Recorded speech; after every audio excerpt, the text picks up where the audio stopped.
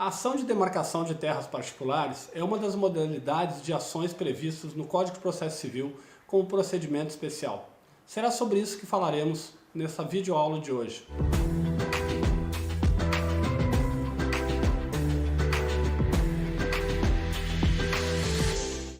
É um tanto quanto natural a pretensão de que os proprietários de imóveis pretendam estabelecer limites territoriais com relação aos imóveis confrontantes. O estabelecimento desses limites, dos limites territoriais do meu imóvel e do imóvel vizinho, pode ser tratada, certamente, assim deve ser quanto mais possível, na esfera extrajudicial. No entanto, havendo aí um conflito de interesses, uma divergência no que diz respeito aos limites territoriais deste ou daquele lote, o legislador previu a ação de demarcação de terras particulares. Diz o CPC, tratar-se de procedimento voltado a obrigar o confinante a extremar os prédios, fixando-se novos limites ou reforçando os limites de separação de um e outro prédio quando já apagados. De início, é importante destacar que a palavra prédio aqui mencionada pelo legislador pode e deve ser concebida como imóvel. Prédio não vai representar na legislação específica o conteúdo semântico de tratar-se de uma edificação. Não, quando o legislador se refere a prédios, está se referindo especificamente ao bem imóvel. Como característica dessa ação, dentre outras, nós temos aqui que se trata de uma propriedade já especializada, já identificada. Sabemos quem é proprietário deste ou daquele imóvel confinante. A questão está exatamente, a dúvida persiste na fixação dos limites de cada uma dessas áreas territoriais. As áreas imobiliárias é que estão em pauta na ação de demarcação de terras particulares. Nós temos aí proprietários, e aí um dos requisitos para poder ser autor na ação de demarcação de terras particulares é que quem vá postular essa ação seja proprietário do imóvel. O CPC previu, o Código de Processo Civil, em seu artigo 571, a possibilidade de que a demarcação de terras fosse feita pela via extrajudicial, através de um tabelionato, desde que não houvesse efetivamente um conflito, as partes querem somente registrar ali o seu entendimento com relação à área demarcada, que foi estabelecida por eles. Ausente assim o litígio e legitimadas as partes, ou seja, os proprietários, essa demarcação será feita através de escritura pública. No entanto, como objeto da nossa aula resumo é exatamente a ação de demarcação de terras particulares, estamos falando na presença do conflito, na presença do litígio, o que invalidaria a pretensão a uma resolução pela via extrajudicial. Assim podemos dizer em síntese que o objetivo dessa ação é o de estabelecer, restaurar ou melhorar os limites de propriedades imóveis. Assim eu posso desejar estabelecer os limites entre duas propriedades imóveis ou mais, quando não há os limites fixados. Não há qualquer marco que estabeleça aí a separação entre uma propriedade e outra. Então, estabelecer ali os limites entre uma propriedade e imóvel, se não for feito de forma extrajudicial, com a boa vontade das partes, teríamos aí uma situação em que caberia a ação de demarcação de terras particulares. Restaurar também os limites entre propriedades é possível se pensar para uma ação. Imaginemos a circunstância em que houve aí um temporal muito significativo, qualquer evento da natureza que tenha retirado aí os marcos que separam uma propriedade da outra. Aí no momento da recolocação pode haver divergência entre os proprietários, confinantes, e aí se justifica a propositura dessa modalidade de ação.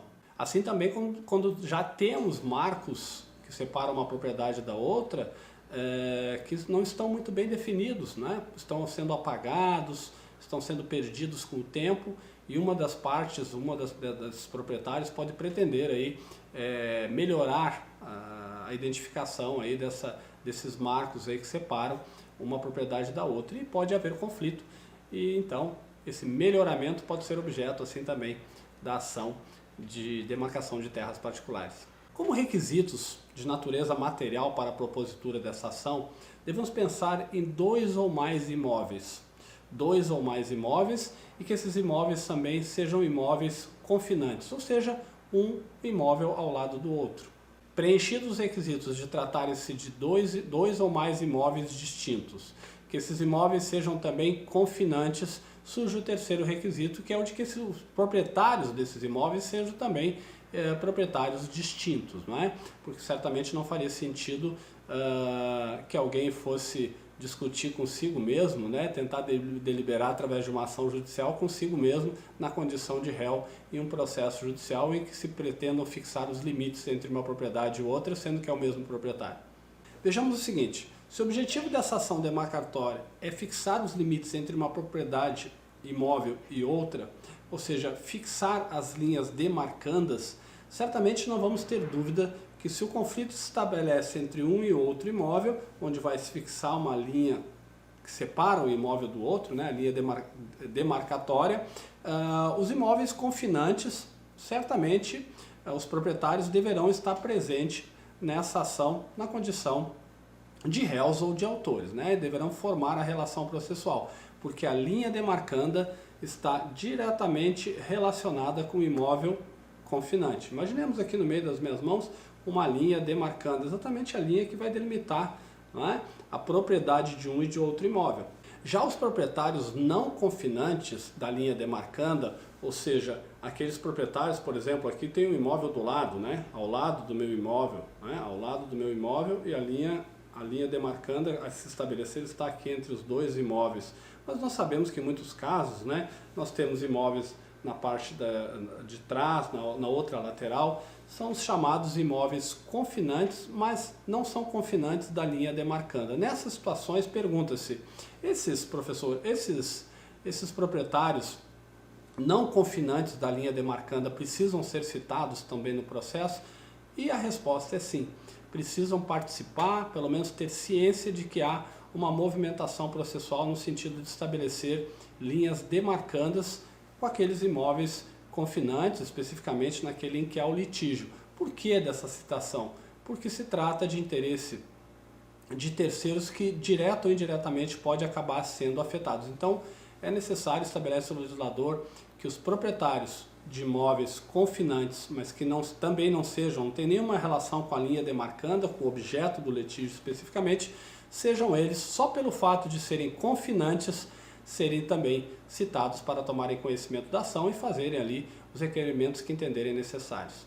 E é exatamente aí, nesse ponto em específico, que reside o característico que torna a ação de demarcação um procedimento especial, qual seja a citação de todos os confinantes do imóvel que se encontram, dos imóveis que se encontram em litígio. Tanto é que após essa citação, o procedimento ele vai tramitar, a ação vai tramitar, o processo vai tramitar através do procedimento comum, feita a citação de todos os confinantes. Por imposição legal, antes de proferir a sentença, será necessário que o juiz conte com o trabalho de um expert, um engenheiro agrimensor, que traçará a própria linha demarcanda, ou seja, o engenheiro um engenheiro agrimensor executará um trabalho técnico, vocacionado a identificar a linha demarcanda.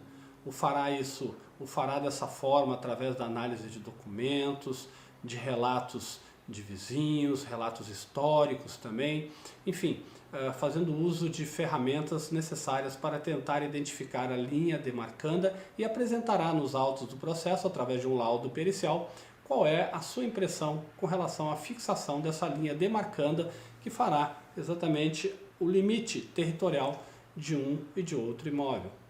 No entanto, o mesmo legislador do CPC, que impõe a realização de perícia antes da sentença, dispensa essa perícia quando o imóvel tratar-se de imóvel georreferenciado com registro na sua matrícula, ou seja, também quando foi objeto de uma atividade técnica, especificamente conhecida como georreferenciamento, e lançado esse georreferenciamento na matrícula do imóvel. O juiz considerará esse georreferenciamento como elemento suficiente a estabelecer a linha demarcanda. Também há outra circunstância em que a perícia será afastada, quando as partes apresentarem pareceres técnicos suficientes à conclusão do juiz com relação à linha demarcanda. Preenchidos os requisitos da petição inicial e estando instruído o processo com seus elementos necessários, não há por que o juízo indeferir o pedido constante na ação de demarcação. Certo é que se trata de um procedimento técnico, abrigado, albergado por um processo judicial e, nesse sentido, deve encontrar sua respectiva correspondência, que nada mais é do que o pronunciamento judicial com relação à linha demarcanda. Muito bem, nesse sentido teremos uma sentença que deferirá, que atenderá, acatará o pedido de demarcação e determinará a devolução da área invadida caso haja uma área invadida. Então seria uma sentença que poderia ter caráter e natureza não só declaratória, mas também condenatória, no caso, a devolução da área invadida, caso haja. E uma segunda etapa, após a sentença, vai se proceder à demarcação e à colocação dos marcos. Só que esse procedimento é um procedimento a ser executado exclusivamente pelo perito. Exatamente, o mesmo perito que lançou o laudo pericial e estabeleceu qual seria a linha demarcanda, é ele que promove a demarcação e a colocação dos marcos que estabelecem essa demarcação. Após realizada então essa demarcação em sua prática, em seu efeito prático, será juntado aos autos um auto de demarcação assinado pelo perito. E nessa sequência será dada vista às partes para que se pronuncie e o juiz então profere a segunda sentença. Exatamente, segunda sentença em um único processo. A primeira sentença deferiu a demarcação, a segunda sentença se pronunciou quanto à efetiva realização da demarcação e da colocação dos marcos. Essa segunda sentença, ela se estabelece como uma sentença homologatória, uma sentença que irá homologar o auto de demarcação. Esperamos que essa aula resumo tenha sido suficiente a estabelecer e apresentar aqui os principais característicos relativamente à ação de demarcação de terras particulares. Destacando tratar-se de uma modalidade de procedimento vocacionado a fixar os limites entre dois imóveis onde as partes não conseguem chegar a um determinado consenso, pretendendo então estabelecer limites, fixar limites ou aviventar limites que possam estar já apagados entre uma propriedade e outra. Assim também que essa ação ela requer a citação de todos os confinantes do imóvel, seja da linha demarcando, seja exatamente no ponto onde reside o litígio ou não. Tratando-se de imóveis confinantes, todos os demais proprietários dos imóveis vizinhos e confinantes devem ser citados para apresentar suas manifestações no processo, a fim de evitar que qualquer deles sofra forma distinta de prejuízo. Não podemos esquecer que se trata também de um procedimento com duas sentenças, isso mesmo, duas sentenças, e que a primeira deferirá a demarcação, terá natureza declaratória apenas, só eliminando eventuais dúvidas que persistam com relação às linhas que limitam um e outro imóvel, ou terá também natureza constitutiva, na medida em que pode também determinar que eventual invasão de um imóvel tem aí que ser afastada. A segunda sentença, ao seu turno, é uma sentença homologatória do auto de demarcação. A demarcação é aquela que na prática é efetivada pelo perito judicial. Demarcação e fixação dos marcos. Bons estudos e até a nossa próxima aula resumo. Tchau!